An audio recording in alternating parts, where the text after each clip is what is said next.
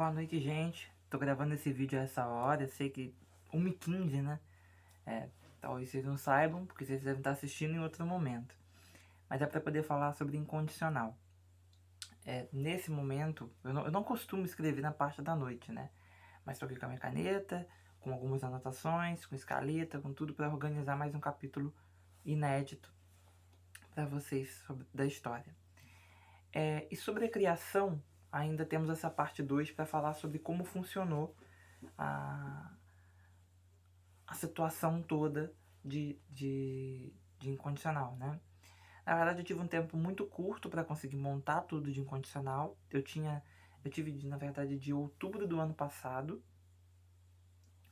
até dezembro do ano passado ainda, para poder organizar uma sinopse que ocuparia essa faixa de tramas mais curtas e que objetivavam conversar com o público, tinha como objetivo o diálogo com o público mais antenado nas questões de cinematográficas, essas coisas, né?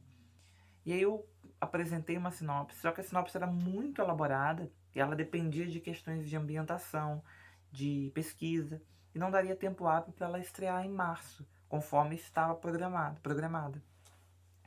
Então, me prontifiquei de imediato a substituir a sinopse por uma outra história.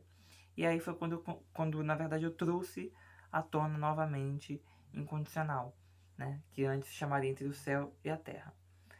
Sobre a criação, um ponto que eu acho que é interessante dizer para vocês é que talvez seja interessante justificar o motivo pelo qual o Felipe é tão presente nessa história, embora esteja morto. Então o personagem, a representação do personagem, ela está diretamente ligada a um personagem morto que aparece na história inteira.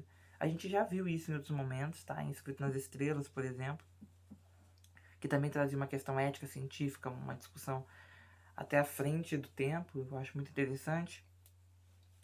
Mas o Felipe, na minha história, ele está muito ligado às memórias. Desde quando eu apresentei a sinopse, eu deixei muito claro para o Wesley que é uma história que falava sobre as memórias que nós temos, né?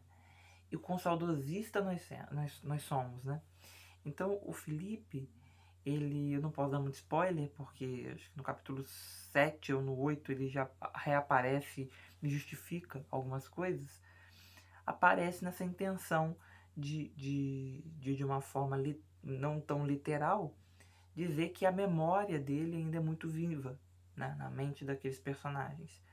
Então, a forma que eu utilizei para trazê-lo de volta é fazer com que justamente ele retorne em momentos muito decisivos, muito importantes, e que ele tente lembrar a mãe, racionalmente falando, do que ele realmente era, do que ele representava, né? Então a criação de incondicional, ela é muito voltada para isso, voltada para essa junção de fatores que constroem um drama consistente, que constroem um drama que anda, né? É um drama dinâmico, que eu digo. E os personagens nascem disso.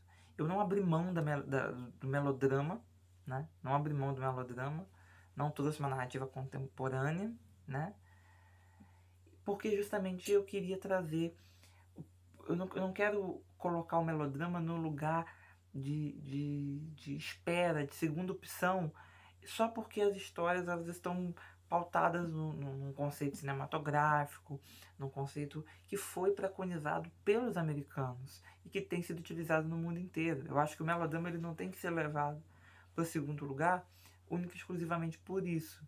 Eu acho que o Brasil tem essa relação com o melodrama, o Brasil tem essa empatia pelo melodrama, ele se derrete, e a gente vê que o nosso país, ele valoriza o melodrama até quando ele não é produzido por nós, que é o caso de Elite, que é o caso de La Casa de Papel, que são obras, no caso da Espanha, mas que tem muito dessa essência latina. Você percebe que há uma diferença entre as obras que são produzidas na Espanha e as obras que são produzidas nos Estados Unidos e na Inglaterra.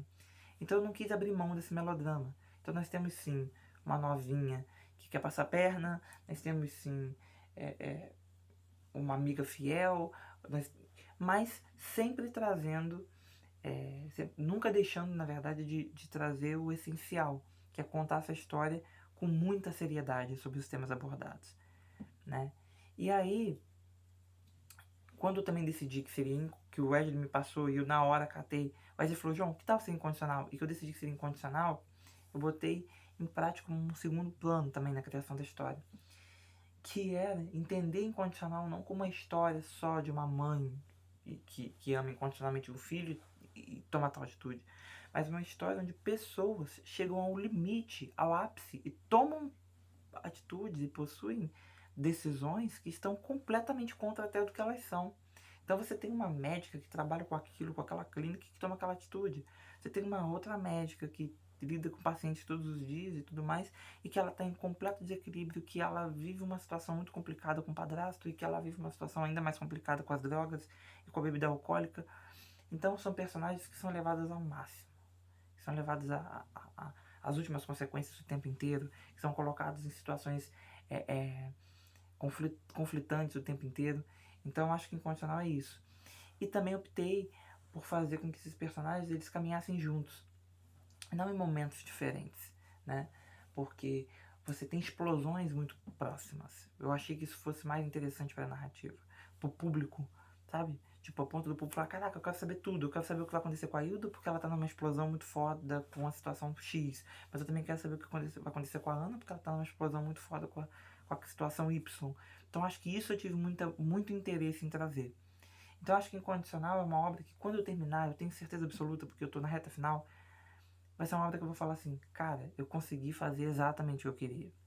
Eu posso não ter sido mais feliz em talvez não ter construído o personagem tal de uma maneira melhor, posso até ter sido, mas, enfim, mas eu acho que tecnicamente eu vou sair de Incondicional realizado, porque eu consegui construir a história da maneira que eu bem entendi.